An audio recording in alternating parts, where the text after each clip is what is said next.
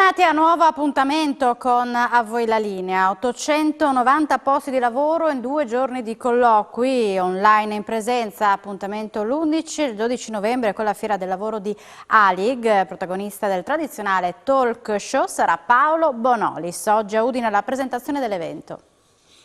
Mai così tante aziende partecipanti, nemmeno prima della pandemia. È l'interessante premessa con la quale si prepara ad andare in scena la Fiera del Lavoro Friuli Venezia Giulia, organizzata a Udine da Alig, l'associazione dei laureati in ingegneria gestionale. Quest'anno appuntamento doppio, venerdì 11 novembre la giornata riservata ai colloqui online, sabato 12 incontri in presenza one to one e il talk show al Teatro Nuovo Giovanni da Udine. Sono 80 le imprese, per la prima volta anche straniere, pronte ad offrire 890 posti di lavoro per 2 giorni di colloqui. Oggi presentiamo la 18ª edizione della Fiera del Lavoro del Friuli Venezia Giulia, organizzata da Alig. Abbiamo 81 aziende pronte a offrire 890 posti di lavoro. E come sempre abbiamo un evento online e in presenza. Online l'11 novembre, in presenza il 12 novembre a teatro. E per la prima volta abbiamo delle aziende straniere e abbiamo 2 aziende danesi e 3 aziende austriache che vengono a selezionare ragazzi friulani apprezzando il loro alto profilo. E come ospite d'eccezione quest'anno abbiamo Paolo Bonolis e l'evento si chiude con un happy hour organizzato e aperto a tutti i partecipanti alla Fiera del Lavoro.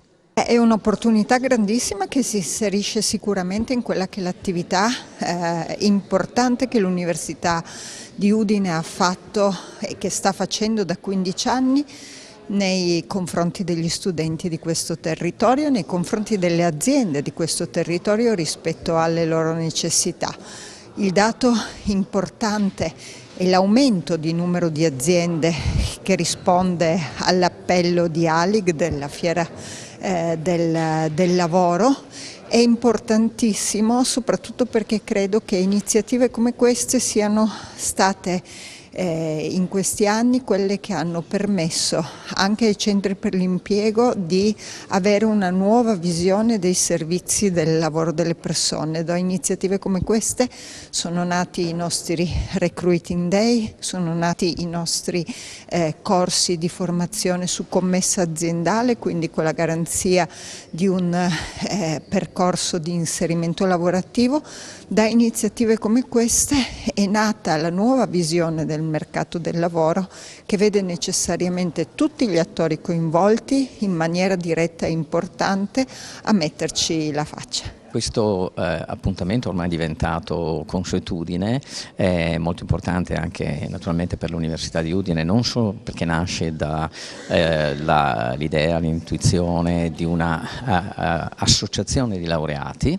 Questo è il caso di ingegneria gestionale, che significa sostanzialmente i testimonial, quelli che sono usciti dalla nostra università e hanno voluto mantenere la rete nel tempo di un percorso fra l'altro molto importante che caratterizza l'ingegneria all'Università di Udine. Però questo è diventato non solo un evento per loro ma per tutti, dato che diventa un'occasione formidabile per mettere a disposizione di tutti i neolaureati e non solo la possibilità di un'interazione diretta anche in una cornice piuttosto informale con le aziende. I numeri sono molto alti, si parla di 80 aziende, quasi 900 posizioni disponibili, quindi cosa significa sostanzialmente? Creare una opportunità di contatto diretto fra la domanda e l'offerta di lavoro, e questo credo che per un'università sia assolutamente importante, perché prevede non solo di creare un percorso formativo che deve essere di qualità, adeguato ai tempi, ma anche di costruire delle opportunità per poi la collocazione nel mondo del lavoro. È un motivo anche che poi ci permette, almeno all'Università di Udine, di stare sempre in cima alle graduatorie per quanto riguarda la collocazione dei laureati. È chiaro che noi partecipiamo, così come sostenuto dalla Regione, così come c'è l'entusiasmo naturalmente anche delle imprese, quindi diventa anche un'operazione collettiva di territorio che credo sia veramente importante. Abbiamo accolto con favore come amministrazione comunale di Palmanova questa iniziativa dell'ALIG, cioè l'Associazione Laureati Ingegneria Gestionale, che ci hanno offerto veramente una grossa opportunità di fare conoscere Palmanova dall'alto, che è il pregio che ha la città di Palmanova.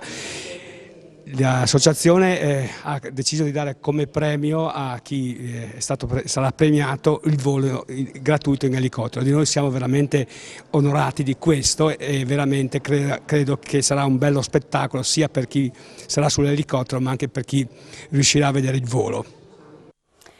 Nella zona del triangolo della sedia le aziende stanno iniziando ad arrivare fatture dai fornitori con un supplemento energetico in percentuale all'imponibile su ogni pezzo consegnato. Ce lo racconta Daniele Paroni. Sono con Mara Bulfoni, un'imprenditrice di San Giovanni al Natisone, che ci dà una notizia che di fatto riguarda il caro energia. In queste settimane, Bulfoni, vi stanno arrivando delle comunicazioni dalle aziende che vi segnalano che cosa? Ci segnalano che le aziende sono obbligate praticamente a mettere una voce a parte in fattura del supplemento energetico, che verrà valutato di mese in mese in base all'andamento del prezzo del mercato.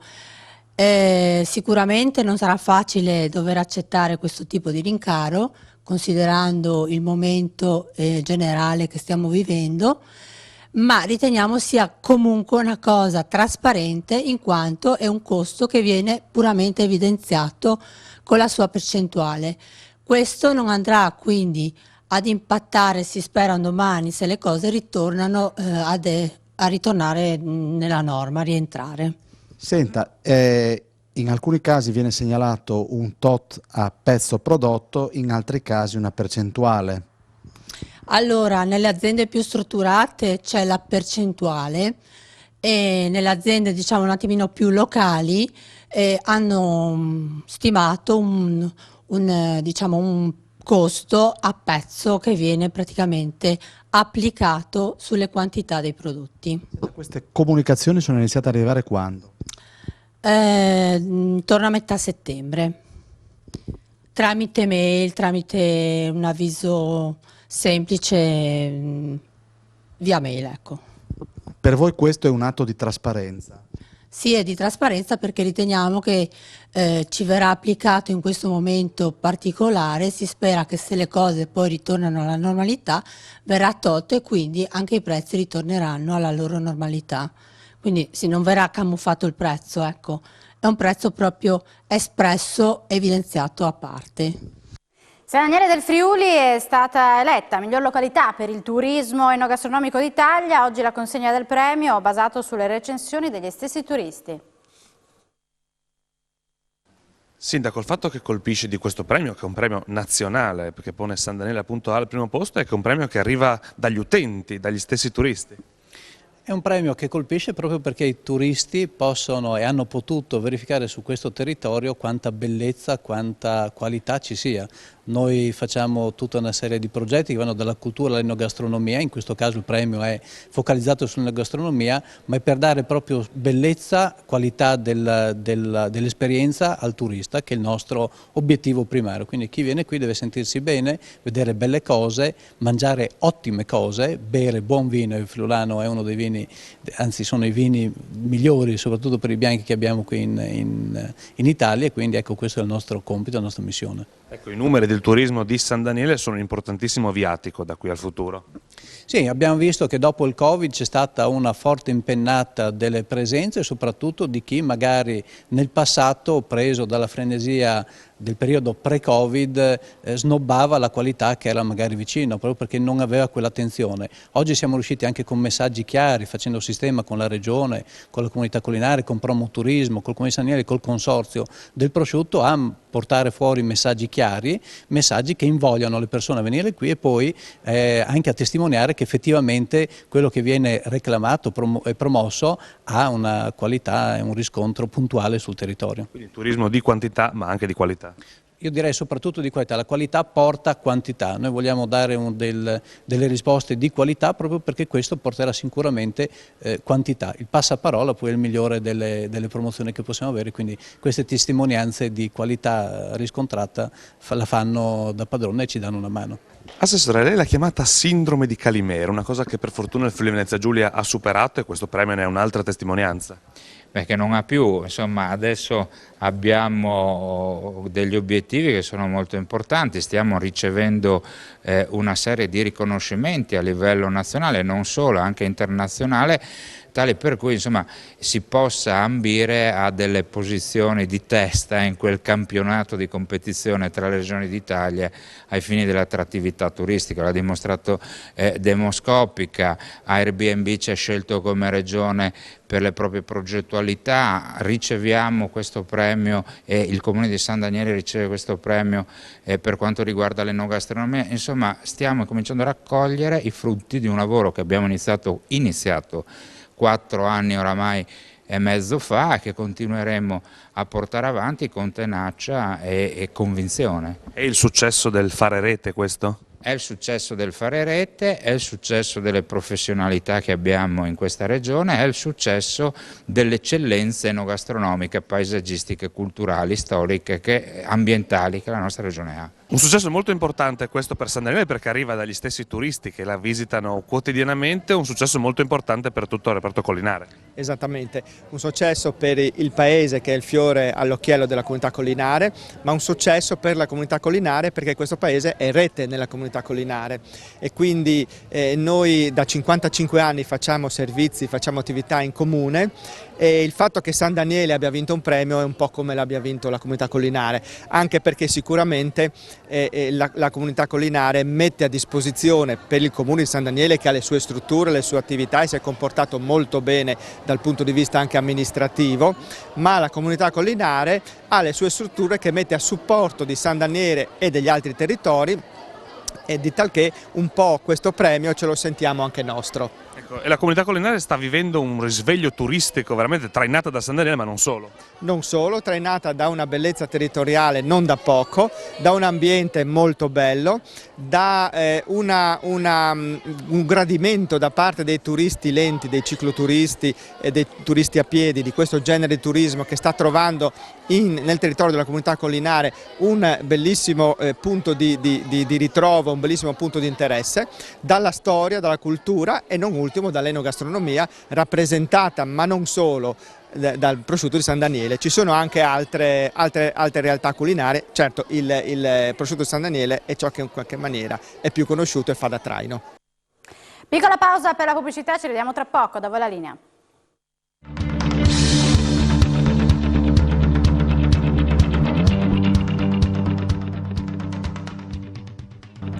Bentornati a Da Voi la Linea. È stato presentato questa mattina al Centro Balducci il dossier statistico Immigrazione 2022 che fotografa i flussi migratori rimasti stabili in Italia rispetto agli scorsi anni, nonostante la variabile ucraina. Focus anche sul Friuli Venezia Giulia. Sentiamo quali sono i dati riguardanti la nostra regione. La popolazione generale del Friuli Venezia Giulia. Vediamo come ci collochiamo rispetto ai nostri vicini, cioè diciamo inferiore decisamente a quello del nord-est che, come lo sapete, annovera giganti anche dell'immigrazione come il Veneto e l'Emilia Romagna e quindi è ovvio che la nostra incidenza sia leggermente più bassa. Quasi uno straniero su 3 appartiene alla fascia di età 30-44, mentre gli ultra 65 cominciano a invecchiare anche gli immigrati, ovviamente sono circa il 6%, un punto in più del livello sia nazionale che macro regionale. Per quanto riguarda le provenienze continentali sono diciamo che, come diciamo sempre, l'immigrazione del Friuli Venezia Giulia è più europea di quella italiana. E quindi vedete che gli europei sono il 64%, mentre invece a livello nazionale credo che siano più o meno il 50%. Stessa cosa a livello delle nazionalità, le prime due sono identiche, ma semplicemente i serbi qui da noi, anzi per 2/3 in provincia di Trieste, sostituiscono quelli che sono i marocchini a livello nazionale. E poi c'è anche da notare l'importante presenza dei cittadini del Bangladesh, anche questi, come sapete, concentrati nella zona del Monfalconese. Interessante vedere che i PDS, i permessi di soggiorno, sono per 1/4 per motivi di lavoro e ben per 46% per motivi familiari, quindi è quasi tutto, grandissima parte, ricongiungimento familiare. Solo 1 su 5 per protezione umanitaria. Questi però sono dati regionali totali. Se andiamo sulla provincia di Pordenone, per esempio, vedremo che 1 su 3 sono per motivi di lavoro. Se andiamo sulle province di confine, Trieste e Gorizia, vedremo che invece prevalgono comprensibilmente i permessi di soggiorno per protezione internazionale. Io vado velocissimo con l'integrazione scolastica, anche qui siamo andati un pochino più nel dettaglio, però effettivamente è quel tipo di integrazione un po' zoppicante che vediamo anche a livello nazionale. Per quanto riguarda il lavoro, che cosa vediamo? Che anche qui più o meno un lavoratore su 10 è straniero. Interessante vedere che mentre siamo soltanto al 7° posto, questo è un dato positivo, insomma, fra i tanti, fra le regioni italiane per quello che è l'integrazione degli stranieri nel mercato del lavoro presa in senso globale, in realtà siamo al primo posto, ex aequo con il Veneto, va detto, con solo, fra virgolette, il 9,3% di disoccupati stranieri, esattamente come il Veneto. Tutte le altre regioni sono molto al di sopra, però va anche detto naturalmente che questo 9,3% riguarda gli stranieri. Per quello che riguarda gli italiani siamo ben 4 punti in più a proposito di discriminazioni, oggettive almeno, rispetto a quello che è il tasso di disoccupazione dei lavoratori italiani, perché come sapete in Friuli Venezia Giulia il tasso di disoccupazione generale sfiora più o meno il 6%. Per quanto riguarda i settori, anche qui non c'è tantissimo da dire. Questa diapositiva potrebbe essere un pochino fuorviante, perché sembra che più o meno i lavoratori italiani e i lavoratori stranieri, i lavoratori italiani lavorano di più nei servizi per quanto riguarda che non gli stranieri. È vero, 2 su 3 gli italiani e 1 su 2 gli stranieri, però bisogna andare a guardare all'interno, no? Il lavoro domestico rappresenta solo l'1,3% per gli stranieri e in realtà il 14,1% per gli italiani e il 14,1% in ascesa, peraltro l'anno scorso, per quanto riguarda gli stranieri. Stessa cosa anche per l'edilizia, perché altrimenti le cifre sembrano falsate. E qui veniamo rapidamente alla stessa piramide o diagrammi incrociati che abbiamo visto in quello italiano. Fra l'altro va detto che i dirigenti, diciamo così, come dal punto di vista così, di una speranza futura, mentre i dirigenti lavoratori italiani diminuiscono, naturalmente non è questo il lato positivo perché non è questo che vogliamo, però diminuiscono effettivamente anche i dirigenti fra i lavoratori stranieri, in misura forse un tantino inferiore, altrimenti per il resto sono più o meno le stesse cifre degli anni scorsi. E qui abbiamo le disuguaglianze nel mondo del lavoro, vedete i sovraistruiti, il 30% degli italiani e il 40% degli stranieri. Questa è una piaga a livello nazionale, diciamo, nel mercato del lavoro nazionale, che però colpisce gli stranieri molto di più. Stessa cosa sui cosiddetti sottoccupati, gli stranieri in proporzione sono il doppio degli italiani, e arriviamo ovviamente alla disoccupazione, che è quello che vi dicevo prima. Quindi anche qui effettivamente una integrazione assolutamente subalterna che parte dai diritti negati, vedi la cittadinanza e tanti altri, il welfare zoppicante e diciamo mutilato qua e là, a seconda poi delle varie istituzioni regionali e spesso anche purtroppo comunali, poi si va alla scuola e alla fine si finisce al lavoro. È chiaro che il percorso è molto lineare e che qui se non succede qualcosa la situazione andrà avanti sempre nello stesso, diciamo, secondo lo stesso andazzo. Ecco. Per arginare i sempre maggiori raggiri finanziari, oggi a Pordenone è stato siglato un protocollo d'intesa, il primo del genere in Italia, tra Fiamme Gialle, associazioni finanziarie e consumatori attivi, che darà vita a uno sportello antitruffe dedicato alla cittadinanza. Oggi è stato siglato un importante protocollo unico nel suo genere in tutto il territorio italiano tra consumatori attivi, la Guardia di Finanza e l'ANFI. Da questo protocollo nasceranno tantissime iniziative, ma la prima è quella dell'istituzione dello sportello antitruffe presso il comando della Guardia di Finanza di Pordenone, dove ha anche la sede l'ANFI. È uno sportello dove le persone potranno recarsi in forma assolutamente anonima per presentare il proprio caso, che potrà essere quello di truffe, pratiche commerciali scorrette e quant'altro, e chiedere quindi come comportarsi. Da qui i volontari dell'ANFI appunto spiegheranno al consumatore quali tutele può avere e quali strumenti offerti dal diritto ovviamente a sua disposizione. Lo sportello ha l'obiettivo di prevenire e quindi di riuscire a reprimere in maniera preventiva quella che è la diffusione di eventuali illeciti sul nostro territorio.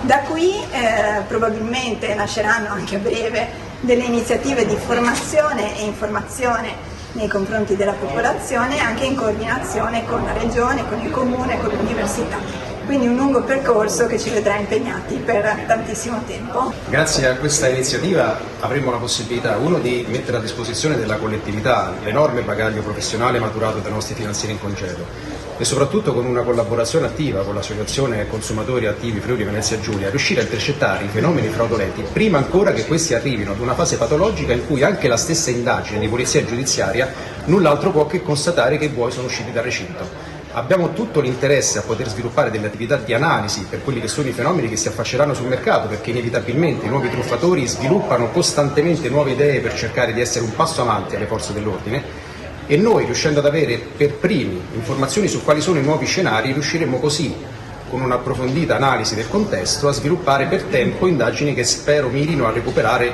il maltolto, oltre che solamente di ricostruire e smantellare la filiera criminale.